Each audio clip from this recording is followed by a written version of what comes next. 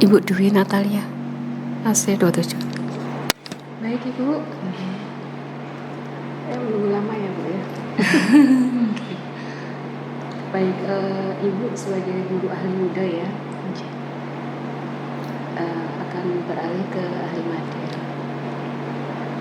Oke, satu bimbingan saya. Baik, ini Ibu sudah menunjukkan tugas di jabatan yang ke-7 ya. Perbedaannya gimana ya, yang muda dengan yang madya? Kalau menurut saya perbedaannya itu mungkin kalau di sekolah misalkan kalau guru yang sudah madya itu bisa membimbing untuk teman sejawat gitu Bu. Mungkin dalam hal supervisi atau mungkin dalam pendampingan teman sejawat seperti itu. Tapi sebenarnya sama ya nih kalau dilihat. Iya, muda sama ini sama, cuman bedanya di situ. Beda posisinya ya. Ini maksudnya dalam pelaksanaan kegiatan. Baik, kemudian ini kegiatan yang diikuti adalah membimbing siswa. Ini semuanya sudah sering dilakukan. Dan ini juga dilakukan di posisi muda.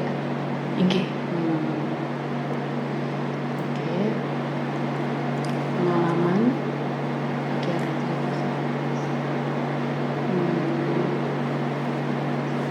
dengan siswa misalkan pengalaman yang saat ini ya.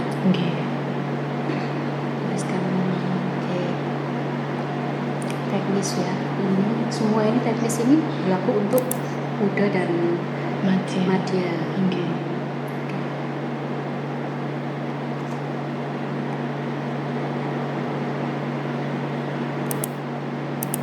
Kalau yang ke madya, apakah juga ada yang dilakukan? Misalnya tadi kan yang membedakan adalah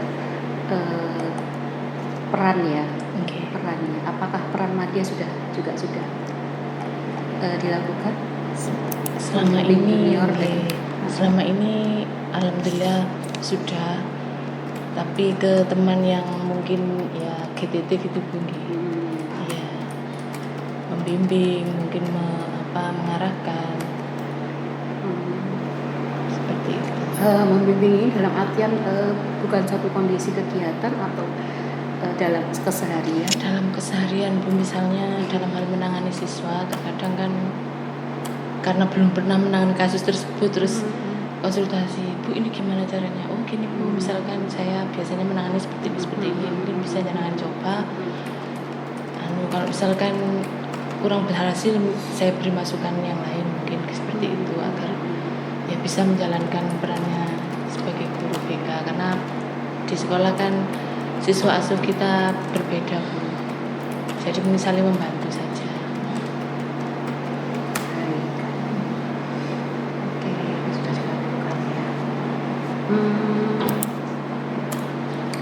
Untuk bimbingan sudah berapa lama Bu ke juniornya? Kurang lebih kemarin itu sekitar 10 tahun Bu. Karena terus sekarang beliaunya diangkat P3K, dipindahkan ke sekolah lain.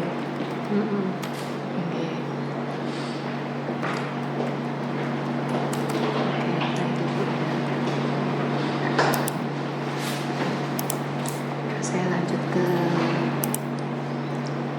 pengalaman Ibu ya di pekerjaan.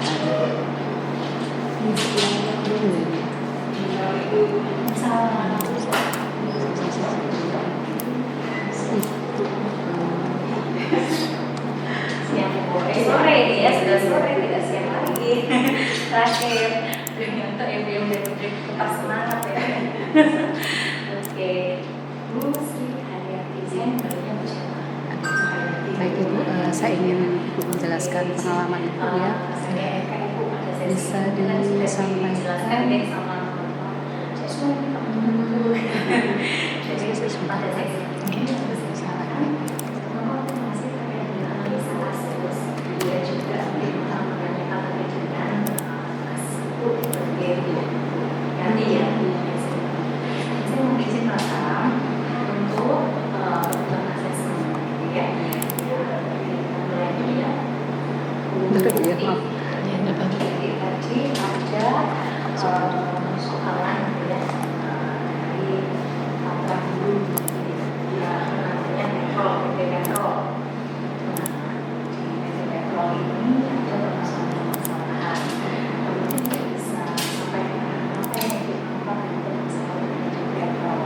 dari apa kelewat satu. Oh ya, berarti saya Ibu kan 27 ya. Iya. Baik, saya ingin menjelaskan pengalaman Ibu ya terkait dengan keberhasilan ya. Mungkin bisa dijelaskan salah satu keberhasilan yang telah Ibu raih ya selama ini di posisi ahli muda ya. Bisa dijelaskan seperti apa? Ya, selama ini kalau kami di sekolah kan sebagai guru BK gitu, kita tugasnya sehari-hari membimbing siswa, memberikan konseling, membantu anak-anak dalam mengatasi masalah mereka, baik itu bimbingan pribadi, sosial, belajar maupun karir. Jadi jika anak-anak merasa kesulitan di antara salah satu atau beberapa hal tersebut, maka kita menganjurkan untuk konsultasi ke ruang BK. Nah, kita bantu bagaimana caranya. Misalkan permasalahan tersebut tentang belajar, dan itu berhubungan dengan salah satu guru yang ada di kelas mereka mungkin. Nah, kita bantu bagaimana nanti cari solusi, kemudian kita hubungkan dengan guru tersebut.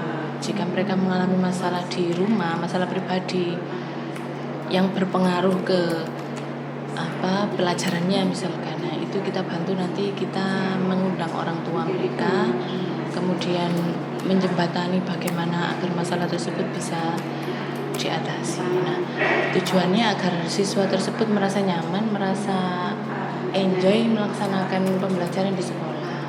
Jadi seperti itu. Oke. Terus yang dirasa Ibu salah satu keberhasilan itu bisa dijelaskan itu pada momen satu situasi seperti apa pada saat itu. Jadi Ibu ini kan kegiatan sehari-hari kan. Iya. Saya bisa dijelaskan keberhasilan yang Ibu satu saat Ibu rasakan itu ketika apa ya dalam menyelesaikan tugas-tugas kerjaan Ibu. Ya, saya merasakan keberhasilan itu kalau anak-anak ya itu tadi sudah merasa nyaman, sudah merasa terselesaikan masalahnya, berarti kita berhasil lah istilahnya membantu gitu ya? anak-anak. Iya. Oke.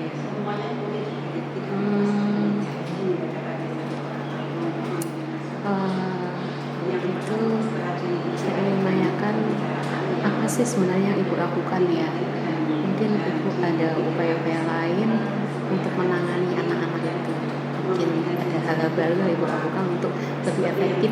Bagaimana sih menangani permasalahan anak-anak? Mungkin semakin sini ada suatu cara baru efektif biar ini lebih efektif, lebih mudah dan cepat tercapai ini ya targetnya, karena mungkin itu penanganannya kan banyak. Iya. Nah, mungkin Ibu semakin sini ada upaya yang lebih lagi gitu. Apa yang Ibu lakukan?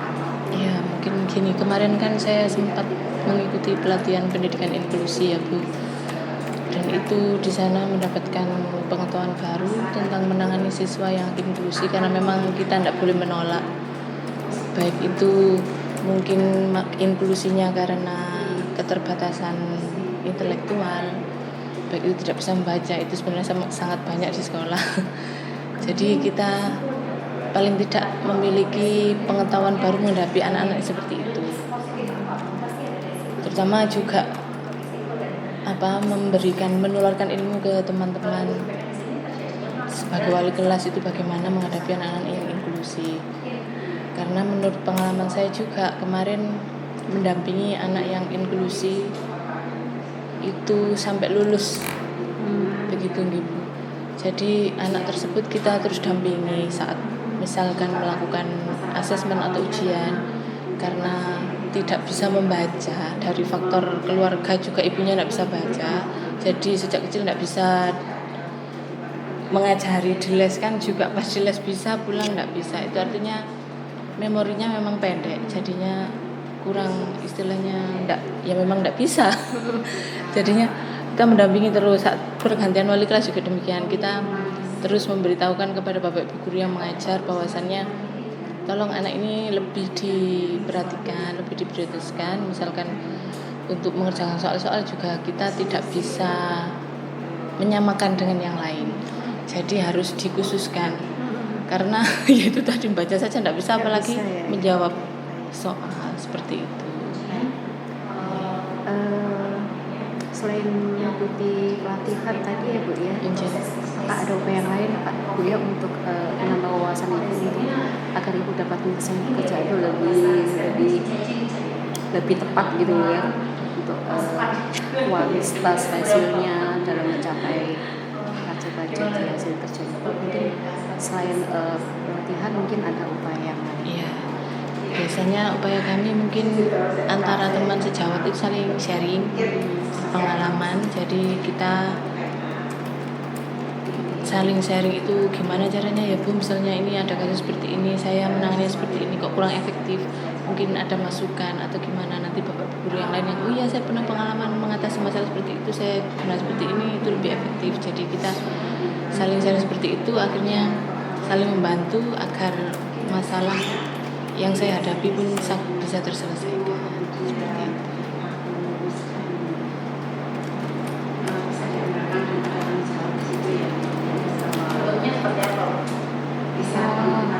Ibu dalam menyelesaikan tugas ini, apakah kadang Ibu juga dalam tim? Iya. Pada saat penanganan apa Ibu tim? Pada saat apa Ibu harus individual? Oke. Dalam saat penanganan tim itu biasanya karena kasus yang dialami siswa itu termasuk golongan yang berat, jadi harus istilahnya melibatkan berbagai macam, misalkan ada orang tua, kemudian bapak ibu guru, kemudian ada juga kita melibatkan waka dan kepala sekolah, karena berhubungan dengan pengambilan keputusan apakah siswa tersebut tetap berada di sekolah tersebut atau harus terpaksa dipindahkan ke sekolah yang lain karena pelanggaran itu sangat berat. Contoh misalkan merokok di sekolah setiap hari, itu anaknya merokok dan tidak bisa berhenti. Nah itu kita perlu mengadakan konferensi kasus, mendatangkan orang tua dan bapak ibu guru. Di situ kita musyawarahkan bersama. Kemudian kepala sekolah juga berkonsultasi kepada pengawas. Jadi nanti keputusan yang diambil agar tidak merugikan siswa juga tidak sampai membuat sekolah disalahkan seperti itu. Kalau untuk yang individu itu biasanya masalah siswa yang menyangkut masalah pribadi. Jadi siswa tersebut tidak berkenan untuk diekspos keluar. Misalkan ya kita harus merahasiakan masalah tersebut dan mungkin yang terlibat hanya yang siswa tersebut izinkan, misalnya masalah tersebut dengan teman atau dengan orang tua. Nah hanya cukup lingkup itu saja yang mengetahui.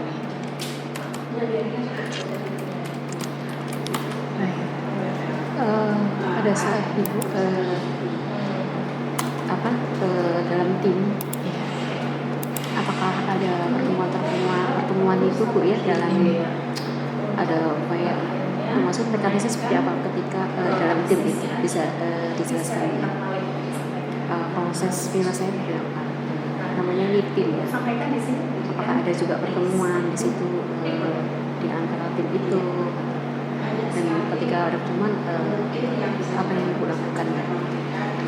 Ya, dalam tim itu memang kita sebelumnya mengadakan konferensi kasus itu kita berkumpul dulu membahas permasalahan tersebut sebelum kita eksplorkan ke siswa dan orang tua. Jadi kita istilahnya satu suara agar nanti tidak sampai saat menyampaikan ada perbedaan pendapat. Jadi kalau satu sekolah itu biar keputusannya sama sehingga orang tua menerima dengan legowo, misalkan siswa tersebut harus dipindahkan dan semua pihak juga merasa itu keputusan yang terbaik.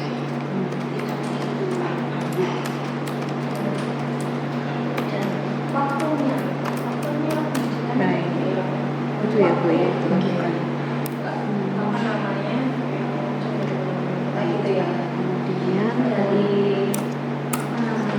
untuk jadi tim itu yang ada di sekolah itu ya Bu ya, dan maksud yang terkait di luar itu ya orang tua Oke. Apakah juga tim itu juga pernah melibatkan dengan pihak lain selain orang tua? Pernah waktu itu karena dengan pihak kepolisian Ibu, karena kasusnya tawuran antar sekolah, jadinya pelaku utamanya itu dibawa ke polsek dan Bapak Ibu guru melakukan pendampingan di sana. Dengan kepolisian itu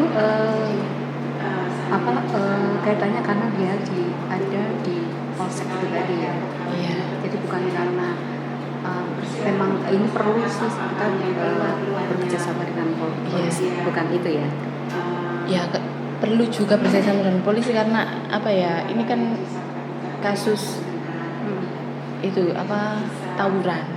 Nah, saat terjadi proses seperti itu orang tua akan melihat saat menjemput itu loh, terus ini bu pelakunya langsung dibawa masuk sekolah lain, terus kita akhirnya menghubungi pihak polisi untuk ditangani agar anak tersebut juga tidak sampai mengulangi, kan kalau sudah masuk ke kepolisian kan mereka jadi berpikir 2 kali kalau untuk mengulangnya lagi. Tapi kan karena si anak itu di polisi kan, dibina di polisi. Jadi bukan karena bahwa untuk kasus ini kita harus menghubungi ini bukan gitu ya, tapi karena si anak itu memang sudah ditahan di sana gitu kan. Oke, awalnya memang kita bawa ke sekolah dulu, terus kemudian kita menghubungi pihak polisi untuk menjemput siswa tersebut. Oke. Selanjutnya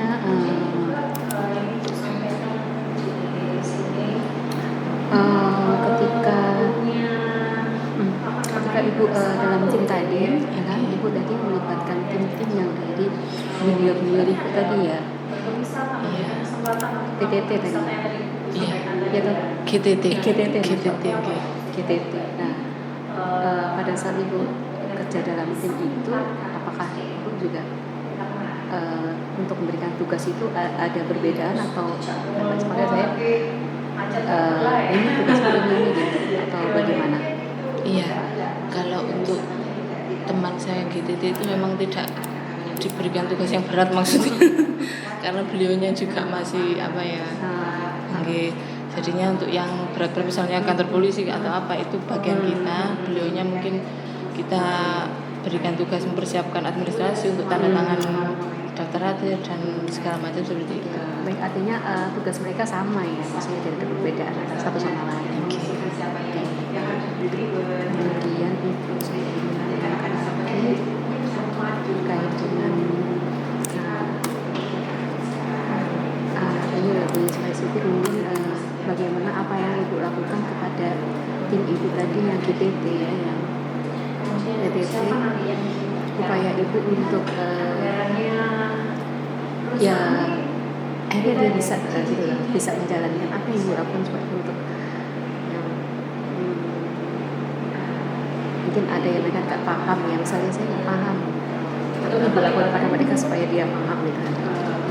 Biasanya itu misalkan mereka pun saya nggak paham ini ya, saya mengajari langsung. Contohnya aja Bu ya. Contoh misalkan dalam hal administrasi BK itu saya nggak paham soal ini Bu, oh iya gini Bu cara mengerjakannya, jadi saya tunjukkan dulu terus tolong dicoba sendiri biar bisa, karena kalau nggak praktek langsung kadang kan lupa kalau cuma dibilangin saja, jadi langsung didampingi gini langsung kerja bareng seperti itu. Langsung praktek ya? Iya langsung praktek. Kemudian apa ada upaya ibu untuk memfasilitasi mereka untuk supaya dia lebih berkembang lebih baik lagi, mungkin dia di upaya yang lain selain ibu mengajarkan, mungkin ibu di memfasilitasi mereka untuk bisa berkembang, apakah ada upaya itu? Ya misalkan mengajak mengikuti kayak seperti workshop atau seminar, misalnya workshop apa gitu? Ya mengenai kebekaan misalkan dalam hal ini Bu, pergantian kurikulum seperti itu, jadi imbasnya ke BK apa saja, misalnya apa yang perlu dirubah, nah itu poin-poinnya apa saja itu dijelaskan biar tahu perbedaannya apa seperti itu. kalau dalam hal praktek mungkin saya minta untuk mengamati saya saat menangani kasus siswa, jadinya gimana cara saya menanggapi, saya memberikan bimbingan itu biar gini, biar tahu gitu prosesnya seperti apa.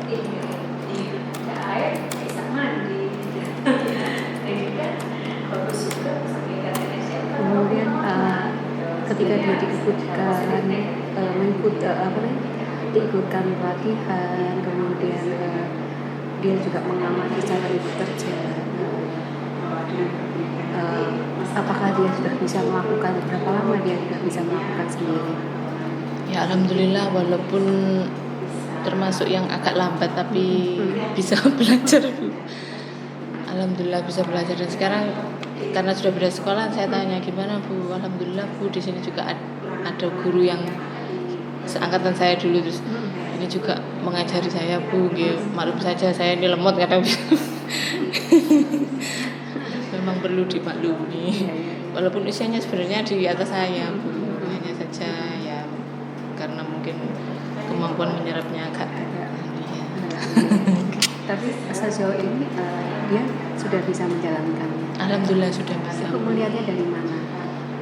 Ya setiap kali melaksanakan atau praktek kasus itu saya juga kan beliaunya Bu, nanti kalau misalkan saya menangani kasus tolong saya didampingi, mungkin saya ada kurangnya tolong jangan bantu seperti itu. Nah saya dampingi, saya lihat sudah cukup mampu menangani siswa, jadi nanti setelah itu baru saya lulus pun sampun pinter ngoten lho Bu. Misalnya seperti itu.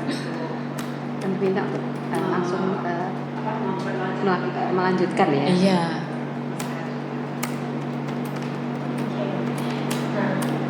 Baik Ibu.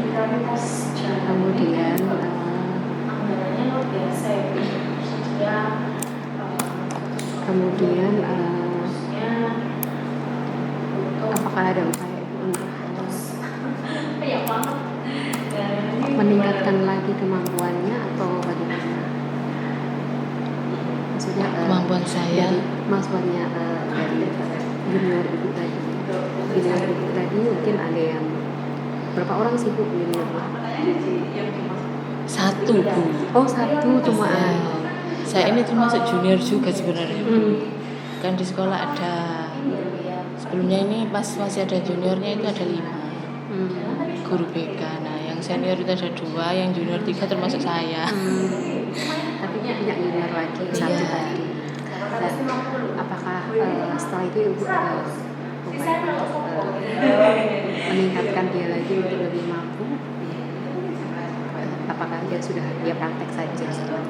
Ya kalau saya lihat sudah, alhamdulillah sudah mampu, baik itu administrasi maupun dalam proses penanganan dengan siswa. Ada upaya untuk meningkatkan lebih lanjut pada mereka, pada seperti yang junior tadi? Sebetulnya sudah Bu, karena beliau sudah pindah sekolah soalnya. Ya baru pindah ya. Baik. Nah, selanjutnya terkait dengan permasalahan ya Bu ya. Iya.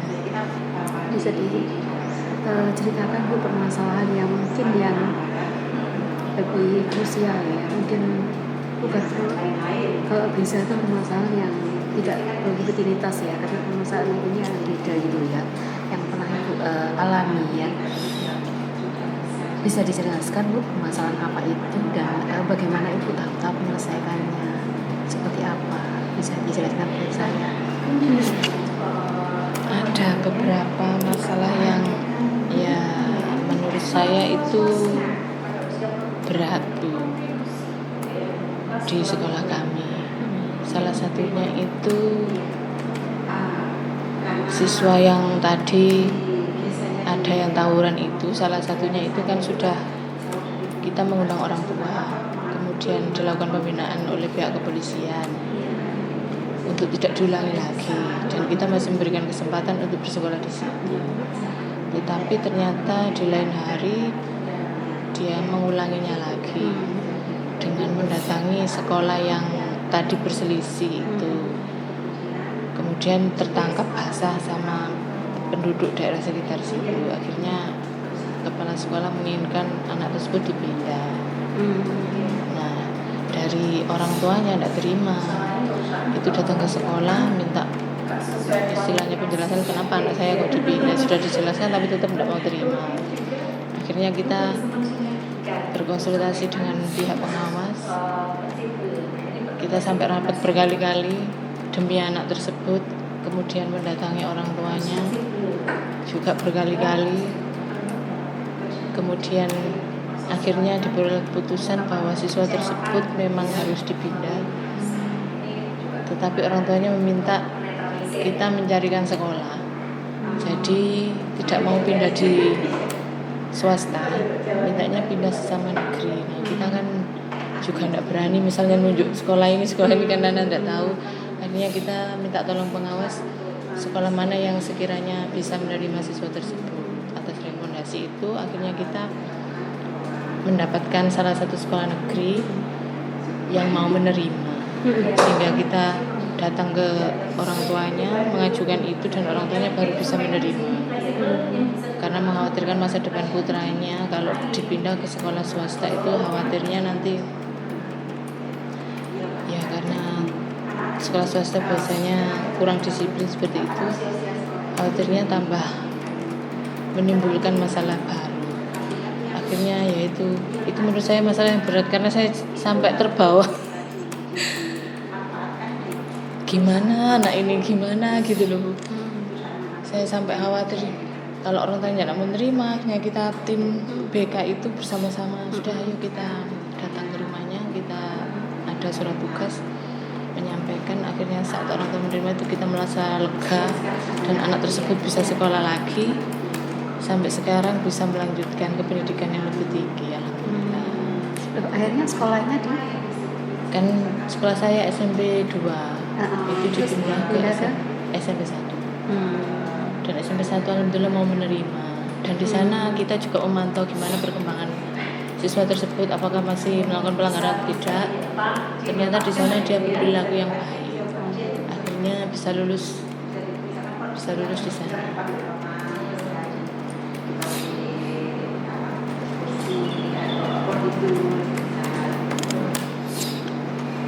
Oke. Kemudian juga terkait dengan ini Bu, jembatan ini tadi ya, perlu juga memudahkan akses masyarakat mendapatkan Selanjutnya, tapi juga kecewaan itu bisa netralisir ini gimana? Kan tadi sudah dikasih nih kesempatan untuk bisa cari yang lain gitu ya. Terus selain itu apa? Supaya juga masyarakat ini nggak protes gitu ya. tapi pada saat itu ada upaya memilih alternatif ya antara swasta dan negeri ya. Iya. Ibu memilih itu dengan berarti prosesnya berkoordinasi ya. Iya, berkoordinasi dengan pihak pengawas. Si kepala sekolah minta tolong pengawas. Ini karena orang tuanya protes lah istilahnya ya, tidak mau anaknya dipindah ke sekolah swasta karena khawatir masa depannya nanti gimana. Jadi bersikeras untuk dipindah ke sekolah negeri. Kalau memang disetujui maka baru mau pindah seperti itu. Makanya kita juga berusaha untuk memfasilitasi tersebut.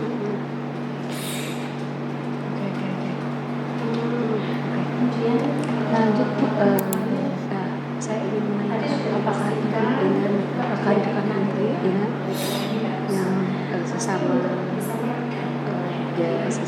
rekan kerja ya, bisa siapapun di situ ya, jabatannya mengalami perselisihan ya, hal yang masalah beda pendapat gitu, tapi beda pendapatnya mungkin agak lebih ini ya, yang mungkin beda pendapatnya bukan beda pendapat biasa ya, mungkin beda pendapatnya yang lebih prinsip kali ya, bisa dijelaskan seperti apa ceritanya dan bagaimana ibu merespon itu, bisa disampaikan.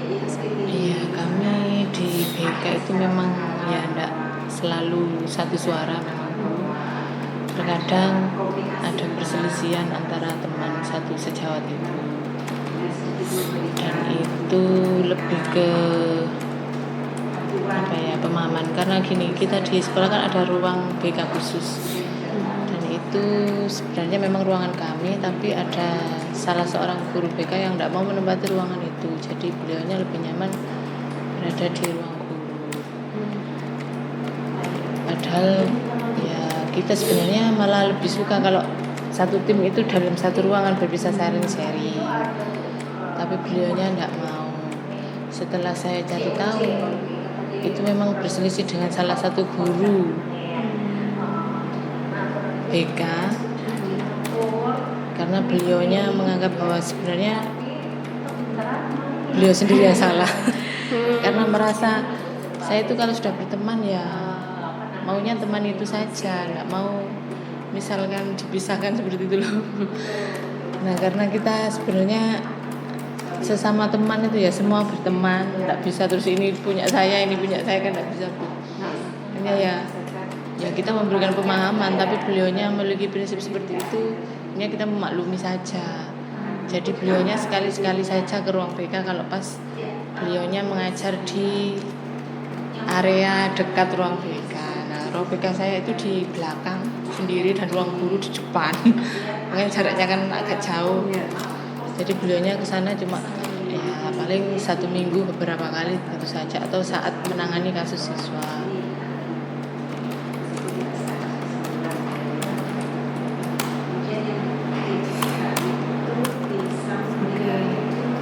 Itu ya Bu ya. Iya.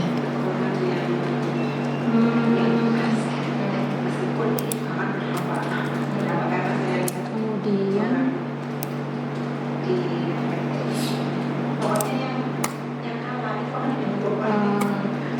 kayak dengan ini Bu, apakah ada ya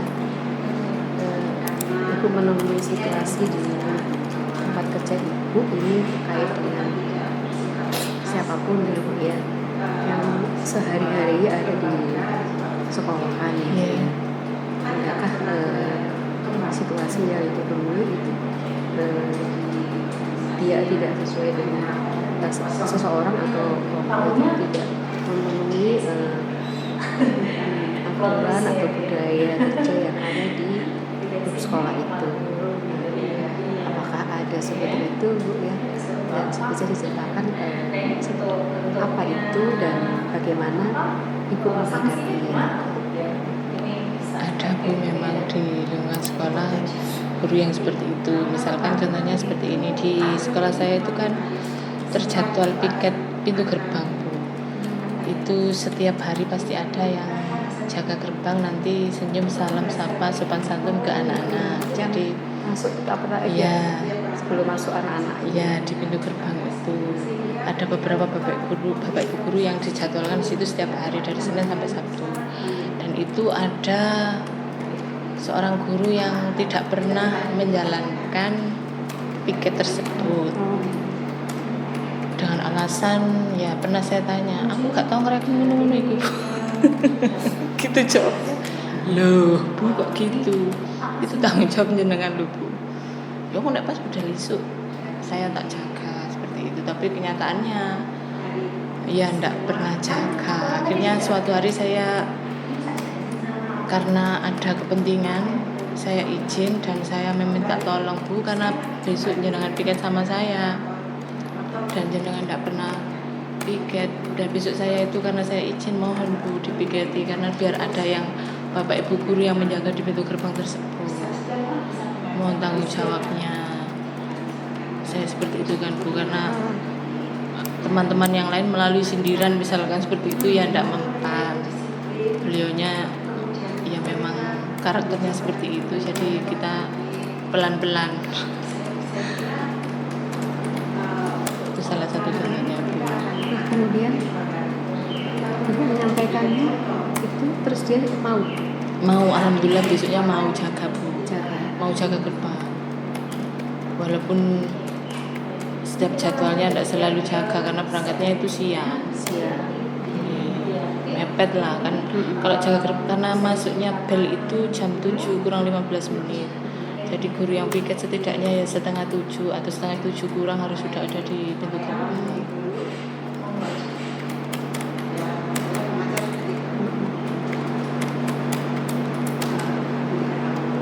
Terus kemudian apakah ada upaya ibu untuk ya kepada satu orang aja ya? Sebenarnya ada beberapa orang, tetapi yang kebetulan terjadwal dengan saya beliaunya, dan memang tidak pernah.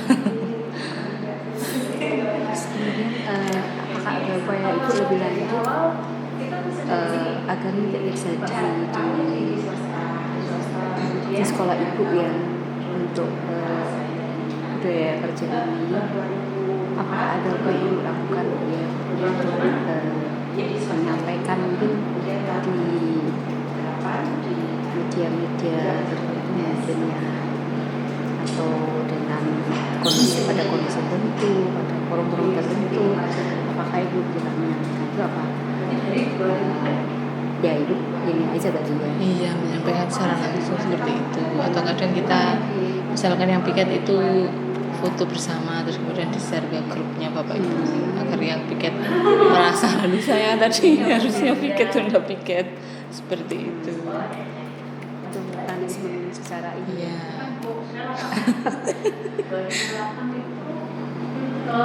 Baik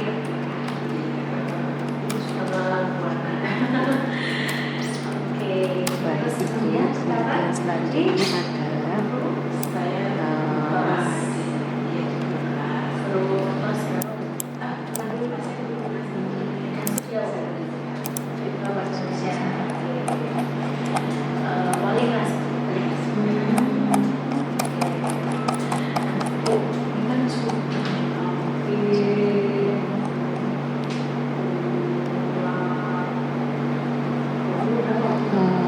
ini Bu, apa yang ibu lakukan selama ini untuk memberikan pelayanan pada siswa itu dalam arti begini, mungkin ada cara-cara, istilahnya ada aturan ya di sekolah itu ada aturan. Apakah ibu pernah tapi pada sekolah ada aturan ini gini, apakah ada upaya ibu untuk melakukan supaya siswa itu paham gitu, oh ternyata di sini harus seperti ini itu ada ya ibu? Ya, kita setiap awal semester tahun ajaran baru itu kita menjadikan bimbingan dan konseling ini kan bukan pelajaran ya Bu. Itu kita di minggu pertama kita mensosialisasikan tata tertib, kemudian bagaimana penilaian BK untuk anak-anak, baik itu perilaku yang mereka lakukan, mana yang termasuk pelanggaran atau yang tidak termasuk pelanggaran, itu biar anak-anak paham. Nah, terus kemudian kita menjelaskan lagi tentang peran bimbingan dan konseling di sekolah. Bagaimana kita membantu anak-anak, baik itu yang mengalami masalah ataupun yang tidak, misalkan hanya untuk sekedar curhat atau konsultasi masalah karir, itu silahkan untuk datang ke ruang BK karena kita ada berbagai macam layanan. Kalau kita berada di kelas itu kita memberikan layanan klasikal kepada anak-anak, memberikan materi yang dibutuhkan anak-anak, biasanya itu kita melakukan asesmen dulu. Kemudian ada lagi bimbingan kelompok, itu biasanya kita lakukan jika terdapat pelanggaran yang hampir sama, kemudian kita panggil anak-anak tersebut, beberapa anak kita lakukan bimbingan jadi satu. Jadi kasusnya itu biasanya cenderung ringan. Terus kemudian ada lagi konseling kelompok, itu biasanya kasusnya lebih beragam dan lebih berat dari kasus yang bimbingan tadi. Itu agar untuk mengefisiensi waktu kita menggunakan ini konseling kelompok, agar nanti kasus-kasus yang atau masalah-masalah yang hampir sama itu penyelesaiannya bisa hampir sama juga, jadi muncul dari anak-anak sendiri. Terus yang terakhir ada layanan konseling individu tadi yang memang karena individu, jadi kita satu anak dengan kasus apapun itu, misalkan dia tidak ingin temannya tahu, orang lain tahu, bisa menggunakan itu tadi konseling individu. Jadi kita bebaskan anak-anak, mau konsultasi atau sekedar sharing ke BK silakan. Baik Ibu, kemudian Bu, apakah ada upaya untuk menggali apa sih yang dibutuhkan anak-anak itu? Apakah ada upaya itu? Ada Bu, kita melakukan asesmen awal Bu untuk kelas 7, kelas 8 dan kelas 9 itu ada. Nanti kita lihat masalah apa yang dominan dialami oleh siswa. Umumnya kadang misalkan masalah dengan keluarga atau masalah dengan teman, itu akhirnya kita angkat menjadi materi untuk melaksanakan layanan klasikal di kelas. Jadi kita tahu masalah yang dominan dialami anak-anak remaja kelas 7 itu apa, nanti kita memberikan layanannya itu sesuai dengan hasil asesmen tersebut. Bimbingan dalam satu ini Ya, dalam satu kelas. satu kelas ya. Ya.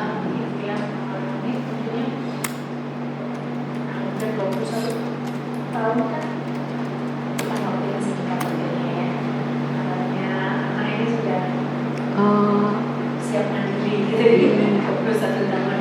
berarti ibu juga pernah ini ya untuk melihat budaya-budaya anak-anak itu sekarang seperti apa gitu kan? Iya. Dari asesmen itu ya. Iya. Juga kadang anak-anak itu melihat TikTok gitu loh Bu. Kadang seperti menyayat tangan menyakiti diri sendiri. Itu kalau kemarin sedang tren itu banyak sekali, kita akhirnya razia tangan, kita panggil ke BK, kita tanya apa alasannya. Ada yang memang karena punya masalah pribadi akhirnya melampiaskannya dengan seperti itu. Ada yang ikut-ikutan TikTok, ada yang ikutan temannya ya seperti itu. Akhirnya kita memberikan bimbingan. Kalau yang sudah parah misalnya itu karena masalah yang berat dengan keluarga, kita bisa memediasi atau membantu dengan mengundang orang tua seperti itu, biar masalah tersebut tidak sampai berlarut-larut, karena itu juga membahayakan kesehatan kan Bu.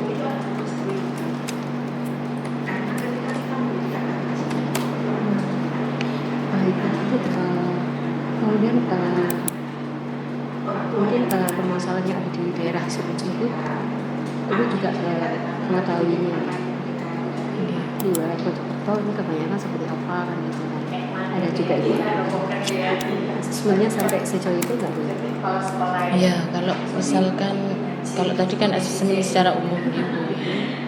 Nah, ini seringkali kasus atau masalah siswa yang terjadi itu kita kan menggali latar belakangnya seperti apa, dan rata-rata siswa di tempat kami itu memang yang bermasalah karena faktor keluarga yang broken.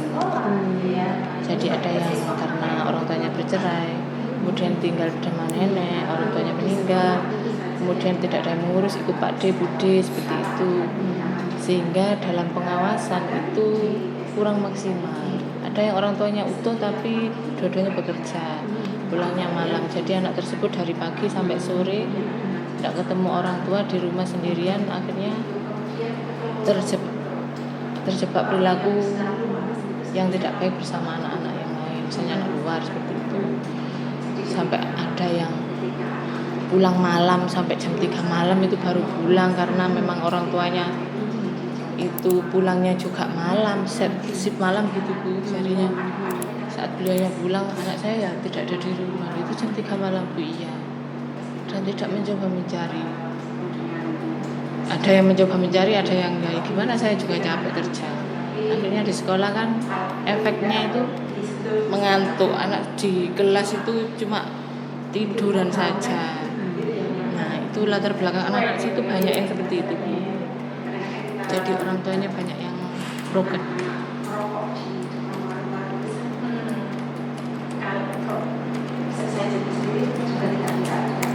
Sehingga itu penanganannya seperti apa? Kami penanganannya tergantung dari tadi permasalahannya, latar belakangnya seperti apa, kemudian apakah bisa dibantu melalui orang tua. Jadi kita panggil orang tuanya, bagaimana reaksinya, apakah mau bekerja sama dengan sekolah. Kita sangat menghargai jika orang tua tersebut kooperatif, sehingga memudahkan kami untuk membantu siswa.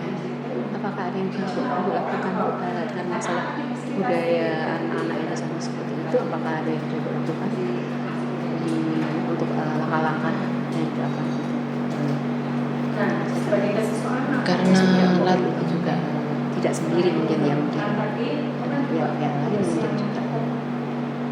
ya kami sesama guru BK biasanya memotivasi siswa, karena kita juga tidak mungkin mendampingi mereka 24 jam.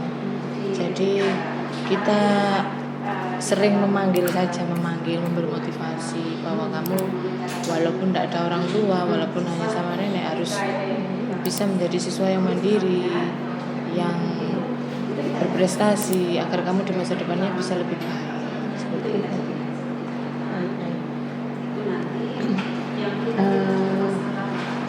Ibu pernah mendapatkan satu kondisi di mana adanya perubahan aturan ya. Aturan itu bisa aturan di bidang ibu ya, atau secara umum di segala itu. Ada perubahan. Terus apa yang dilakukan rakyat sudah? Kalau perubahan aturan atau kebijakan yang diturunkan ke sekolah atau juga di yang terkait dengan masalah pembinaan, ya bisa dijelaskan mana yang pengalaman itu? Sempat dulu itu kami merasa rancu gitu, karena guru BK itu sebenarnya kan memang tugasnya membantu siswa, tapi kita diberi tanggung jawab untuk menjadi petugas kedisiplinan yang sangat bertentangan dengan ya tupoksi kami. Jadi sebenarnya kami itu harusnya merangkul siswa, membimbing siswa, tapi kita harus bertindak tegas, bertindak misalkan untuk ketertiban anak itu seharusnya harus ada tim khusus yang tidak melibatkan guru BK. Nanti misalkan dari situ apa istilahnya sudah ditangani kok masih terus saja, itu baru dialihkan ke BK. Nah seperti itu, kami pernah menjalani, diminta kepala sekolah untuk melakukan ketertiban itu, dan itu kami merasa kayak seperti polisi sekolah. Akhirnya ditakuti anak-anak kalau ada guru BK ya kayak lihat polisi sekolah seperti itu. Nah itu kita sekarang untuk mulai memperbaiki laginya itu memang ya pelan-pelan, agak lama memang. Dan kita waktu itu sudah ganti kepala sekolah, kita membicarakan lah istilahnya bahwa tugas kita sebenarnya tidak seperti itu. Jadi pelan-pelan kita dikembalikan ke BK yang sesungguhnya begitu. Jadinya menghilangkan image bahwa guru BK itu polisi sekolah. Pokoknya kalau siswa yang masuk BK itu jelas siswa yang bermasalah. Nah itu menghilangkan image itu memang susah, Bu. Karena setiap anak-anak yang masuk BK kasus apa seperti itu, padahal tidak semua yang masuk ke BK itu berkasus. Ketika adanya perubahan itu, apa yang Ibu lakukan?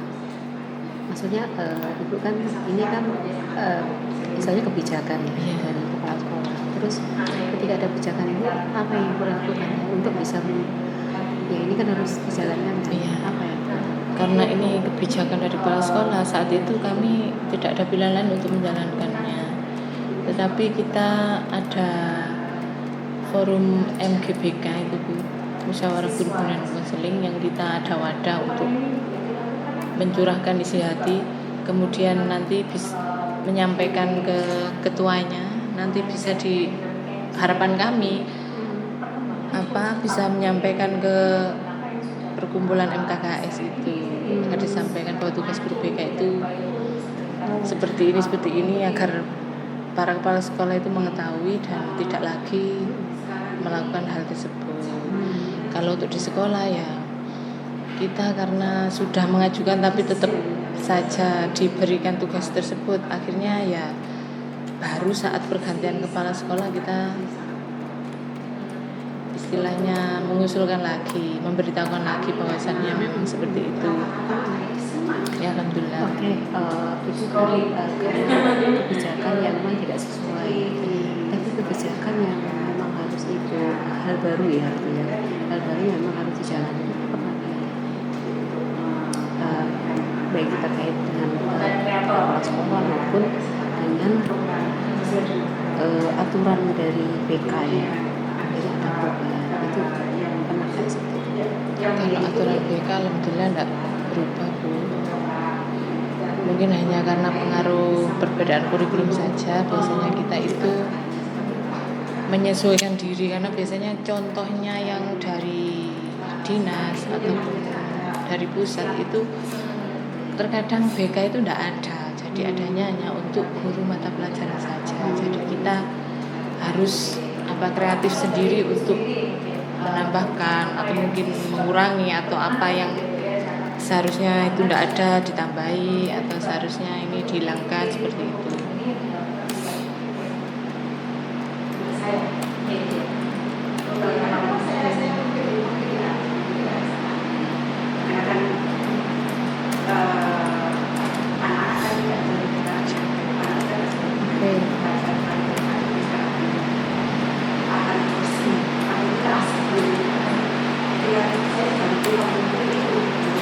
Baik Ibu, lanjut Ibu ya, yang selanjutnya adalah ini yang terakhir yang saya perlu sampaikan berarti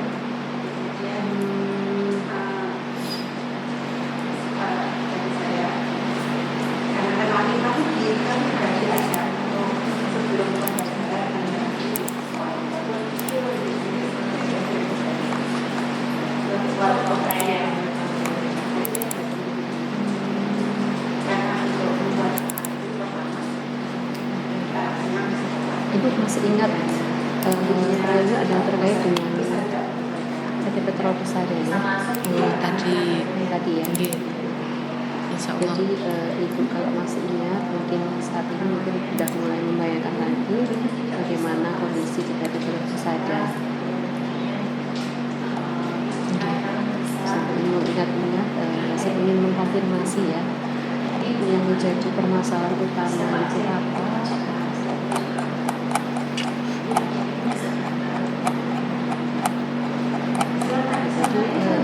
Menjelaskan permasalahan utama.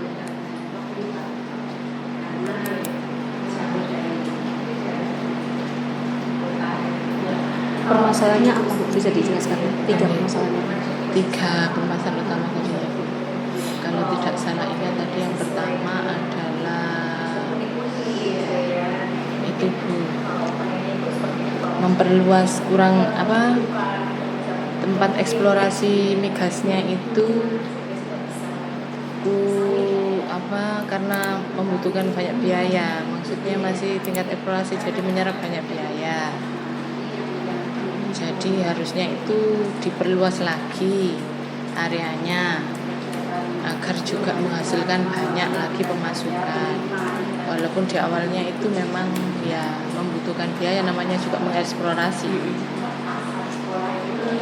Jadi tadi itu yang pertama saya sampaikan. Yang kedua, orang-orang yang bekerja baik itu direksi atau apalagi tadi itu, karena perekrutannya itu dari gubernur kalau tidak salah tadi, dan itu tidak sesuai dengan kompetensi yang dibutuhkan. Itu yang kedua. Kemudian yang ketiga tadi perilaku kerja pegawainya, karena ditemukan ada kunjungan ke luar negeri yang tidak perlu, maksudnya menggunakan anggaran untuk pesawat maupun untuk penginapan itu yang terlalu tinggi. Jadi Baik Ibu. Kemudian langkah strategisnya itu apa? langkah strategisnya untuk yang pertama tadi yaitu tadi memperluas tempat eksplorasi. Kemudian untuk yang kedua itu sebaiknya perekrutan itu berdasarkan kompetensinya. Jadi biar sesuai nanti dalam menjalankan tugas itu, biar tidak tumpang tindih lah istilahnya. Yang ketiga itu melakukan pengawasan untuk keluar masuknya pendanaan itu agar lebih ditekan lagi, dilihat mana yang lebih penting, mana yang harus dikurangi agar dana perusahaan tidak terbuang sia-sia.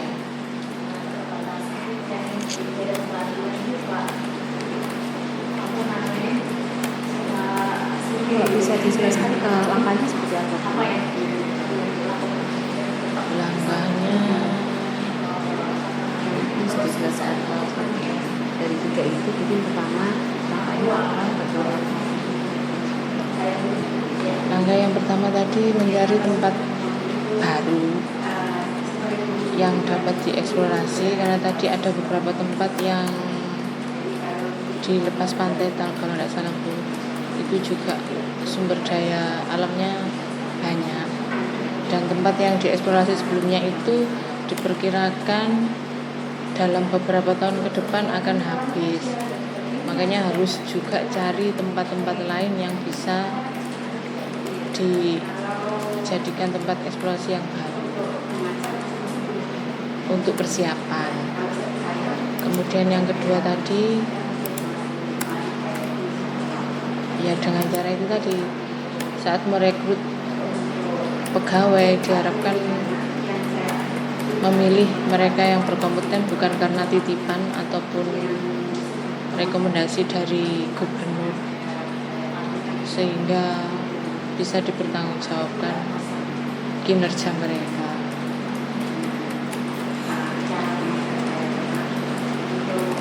Yang terakhir mungkin melakukan audit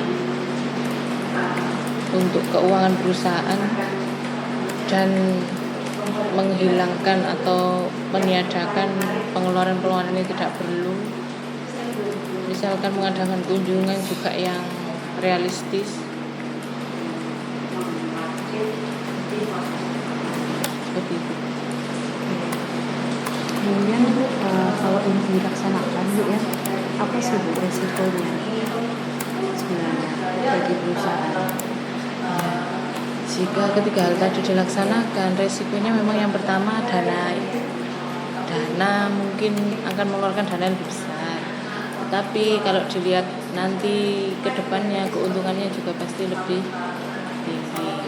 Kalau yang kedua memang dengan berkomitmen untuk tidak menerima titipan dari atasan untuk menjaga kualitas tersebut, memang ya mungkin akan terjadi konflik, tetapi ini lebih baik untuk jangka panjangnya di perusahaan tersebut. Dan yang ketiga, untuk yang ketiga ini dampaknya ya mungkin tidak bisa, bagi yang memanfaatkan kepentingan tidak bisa lagi memanfaatkan untuk itu. Dampaknya mungkin ya tidak ada lagi fasilitas yang plus-plus tadi, mengajak keluarga ke luar negeri. Bagi perusahaannya ya dampaknya mungkin lebih positif, keuangannya jadi lebih terjaga, tidak diambur-amburkan. Kemudian Ibu mengantisipasi yang negatif bagi perusahaan apa? Jadi risiko tadi itu ya, risiko yang negatif ya, apa itu mengantisipasi seperti apa? Mengantisipasi risiko yang negatif ya dengan gimana ya Bu, kalau kita di perusahaan ya sebagai pemimpin kita ya harus tegas menerapkan aturan yang sesuai dengan aturan yang sudah tercantum di perusahaan tersebut. Jadi harus berkomitmen menjalankan aturan tersebut, tidak melonggarkan karena si A, si B atau karena pengaruh dari luar seperti itu. Mekanisme saat berkomitmen dan tidak melonggarkan itu apa? Ya maksudnya gini Bu, kadang kan sebagai pimpinan itu karena ada bagaimana komitmen mekanismenya, bagaimana caranya, bagaimana langkahnya agar berkomitmen dan tidak melanggar itu bagaimana?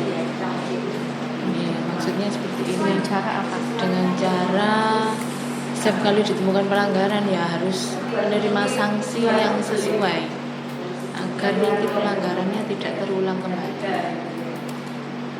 dan bisa menjadi pelajaran bagi pegawai yang lain agar tidak melakukan hal yang sama.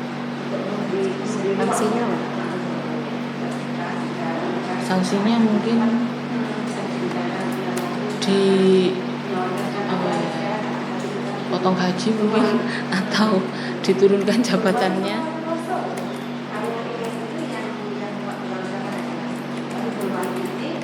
atau dimutasi kerja.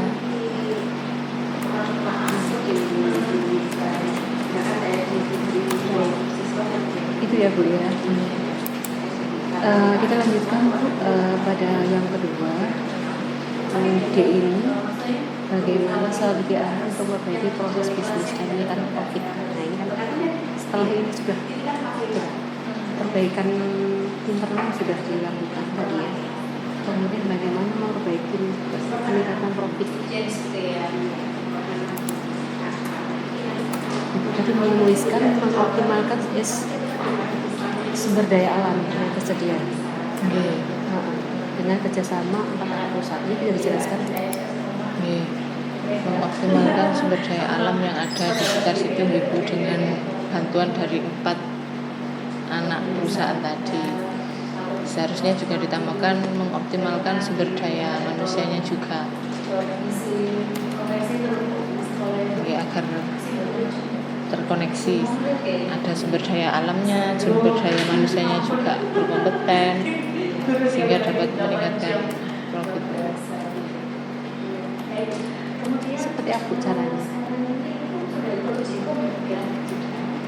Ya itu tadi, kalau kita merekrut pegawai yang berkompeten, otomatis dia akan menjalankan tugas sesuai dengan apa yang di kemampuannya tadi sehingga lebih maksimal hasilnya.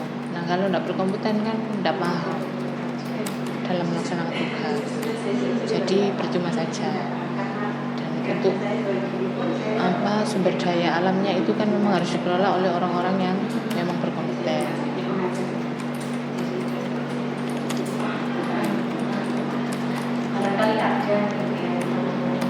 Dengan cara apa? Dengan orang Ya misalnya kalau dalam migas itu kalau kita tidak paham kan otomatis kita mungkin bisa saja dibodohi atau dibohongi bawahan. Tapi kalau kita paham, kita berkompeten, otomatis kita pasti bisa mengarahkan, kemudian memiliki ide-ide baru, inovasi untuk meningkatkan produksi misalnya. itu supaya orang yang berkompeten di dalam itu dengan cara apa? Ya mungkin ditambah pelatihan atau misalkan dalam perusahaan tersebut mengirimkan untuk seperti ya pelatihan tersebut, workshop atau apa untuk menambahkan pengetahuannya. Mengirim ke mana? Kalau misalkan pelatihan mungkin ada pelatihan secara daring atau juga mungkin dengan istilahnya belajar di perusahaan yang lain, mungkin itu yang sesama-sama di bidang migas untuk menambah pengalaman.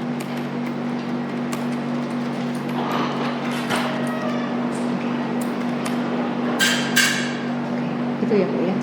Ada tambahan Bu? Saya kira sudah Cukup ya. Lanjut ini untuk strategi action plan ya Bu. Untuk pengembangan SDM.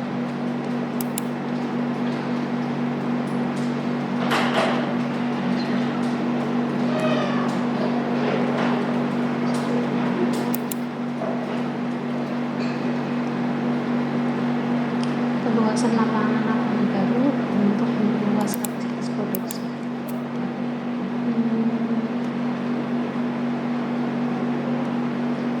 Mungkin saya bisa dijelaskan dulu untuk strategi pengembangan SDM yang paling sesuai. Jadi mungkin setelah tadi setelah proses peningkatan COVID tadi kan ya, Iya. mungkin setelah itu dilakukan mungkin setelah itu sudah gagal ya mungkin ada program pengembangan SDM. itu seperti apa? Nah, misalkan diberikan beasiswa untuk melanjutkan pendidikan yang lebih tinggi, seperti itu.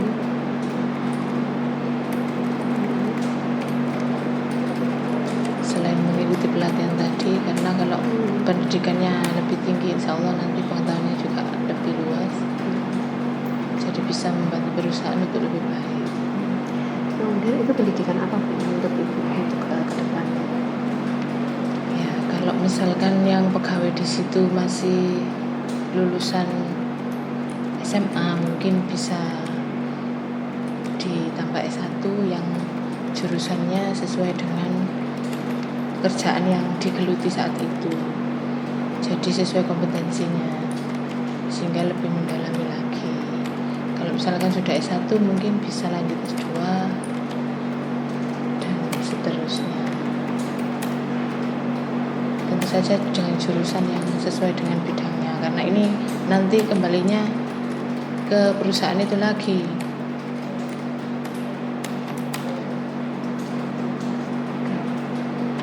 Ini nanti bersama dengan sekolah lembaga pendidikan mana Bu yang lebih pas? Ya, mungkin yang terdekat dengan daerah tersebut Bu, agar juga tidak mengganggu mobilitas. Misalnya terlalu jauh, nanti kalau ada tatap muka di kampusnya misalkan, agar tidak meninggalkan. Kan Gitu bisa daring Bu. dalam. Bisa daring. Nah, juga bisa memilih kampus yang daring juga. Tapi walaupun daring kadang ada sesi tatap mukanya. pertemuan gitu. ya. Oke. Jadi Bu, kemudian Bu, ini kami action plan ya Bu ya, tindak lanjut ya. Jadi perluasan lapangan baru untuk memperluas kapasitas produksi ya. Oke.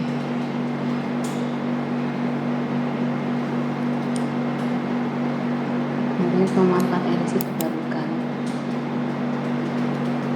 Ini perluasan lapangan baru untuk memperluas. Kalau yang pertama tadi kan untuk yang sama migasnya.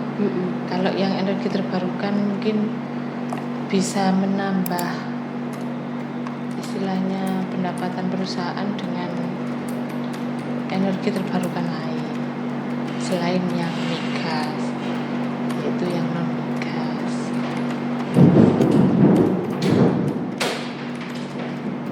Gitu ya Bu ya. Iya. Yang migas ya Bu ya. Iya. Optimalisasi dan perluasan sektor jasa ya. Ya, itu juga termasuk non migas juga, mungkin dengan mengoptimalkan jasa juga.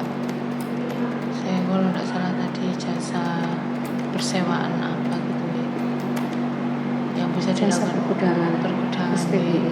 menyediakan mungkin untuk perusahaan lain kita butuh gudang menyediakan. Nah, itu kan nanti ada pemasukan dari non migas.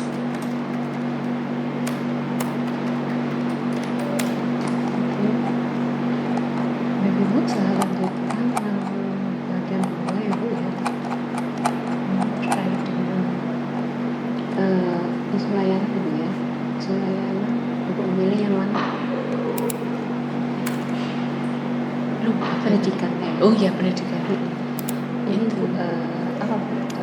Pertimbangan Ibu memilih pendidikan? Oke, pertimbangan saya memilih yang pendidikan itu diutamakan karena kalau pendidikan itu kan relatif lama, jadi diutamakan agar nanti hasilnya segera bisa dirasakan. Nah, kalau untuk yang lain misalkan untuk jalan, jembatan dan saluran air itu bisa bertahap, tidak langsung semuanya diperbaiki, tapi bertahap dilihat dulu daerah mana yang sangat mendesak untuk segera diperbaiki. Jadi tidak langsung secara keseluruhan, tapi bertahap, sehingga dana yang diperlukan juga tidak langsung membengkak banyak. Seperti itu. Bu. Kemudian ketika Ibu memilih pendidikan, bagaimana Bu langkah strategisnya Bu? Untuk langkah strategisnya, Kemudian Ibu tadi, iya, strategi Ibu tadi, langkah strategisnya bagaimana? itu kan karena di lingkungan situ banyak yang lulusan sekolah dasar.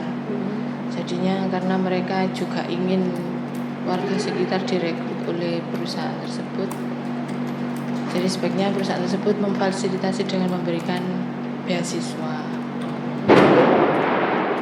terhadap warga di situ,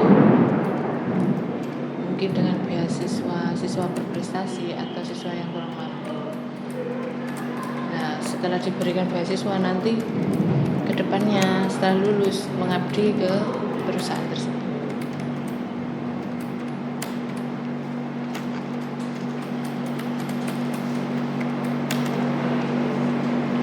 Kemudian Bu, ngomongin kepentingan yang tidak prioritas,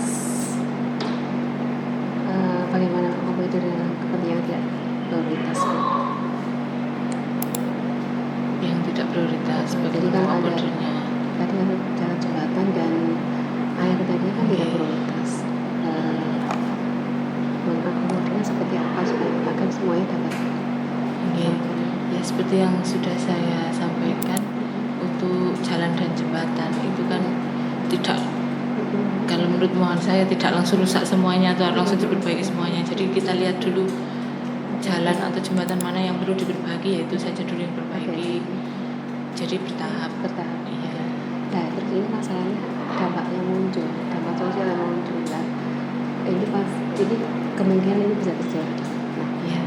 dampaknya seperti apa yang Bu perkirakan dan bagaimana solusinya? Kalau dampaknya tadi yang saya sebutkan kalau tidak salah, mungkin karena tadi jembatan saluran air dampaknya sosial mungkin jarak tempuh jadi terlalu panjang dan kekurangan air bersih saat musim kemarau. Terus solusinya perbaikan tahap. Ini dampak sosial. Iya. Ini dampak sosial. Iya, kan misalkan jalan tadi rusak atau jembatan, otomatis kita kan cari jalan yang lain yang lebih jauh lah istilahnya. Tapi Jadinya kan, maksudnya yang sosial, bersifat sosial. Nah, ini itu kan secara pemikiran ya. Oke. Secara sosialnya dan bagaimana itu istilahnya itu mencari solusi ya, karena kan berkaitan dengan masyarakat. oke, ya itu tadi, karena ini berhubungan dengan jalan yang dilalui oleh masyarakat. Sebenarnya makanya kalau ada jalan yang memang sangat mendesak untuk diperbaiki, ya pihak perusahaan juga memprioritaskan tersebut, tapi tidak keseluruhan, tapi ya yang mendesak saja untuk diperbaiki. Begitu juga dengan saluran air.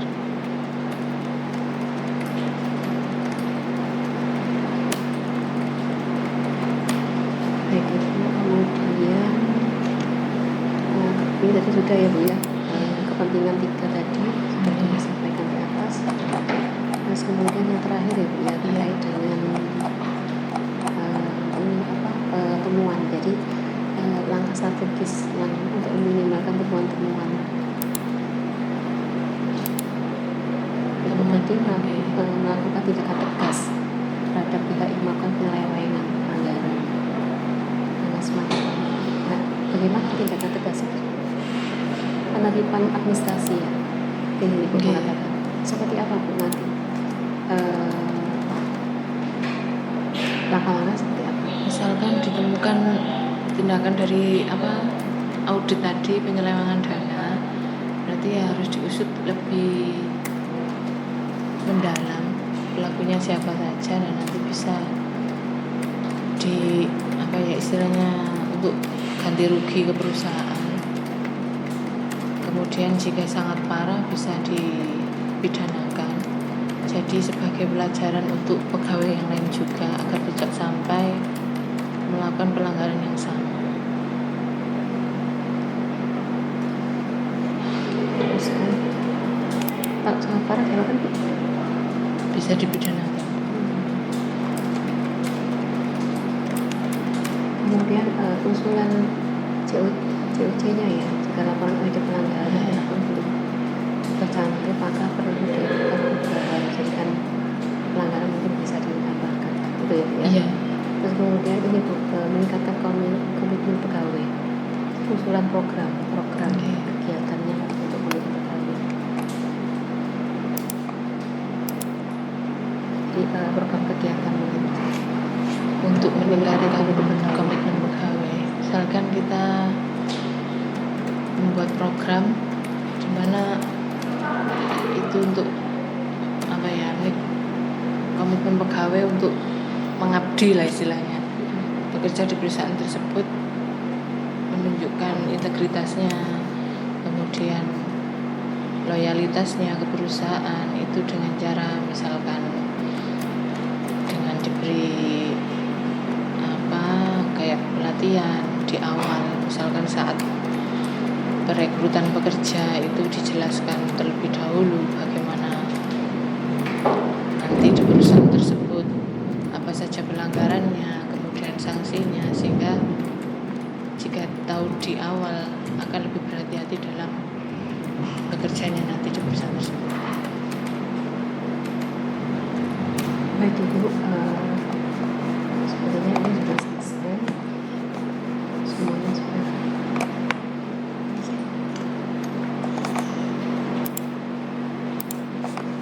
selesai semua. Oke, sudah ada 3 sudah selesai. Saya kira sudah cukup itu. Terima kasih Ibu. Terima kasih banyak Bu. Mudah-mudahan sukses Bu ya. Amin, Allahumma amin. Tapi masih menunggu rekannya ya, Iya, rekan. bersama-sama pulang. Saya Baik, sholat Ibu. asar dulu. Iya. Terima kasih banyak Bu. Sama-sama. Assalamualaikum. Waalaikumsalam warahmatullahi wabarakatuh.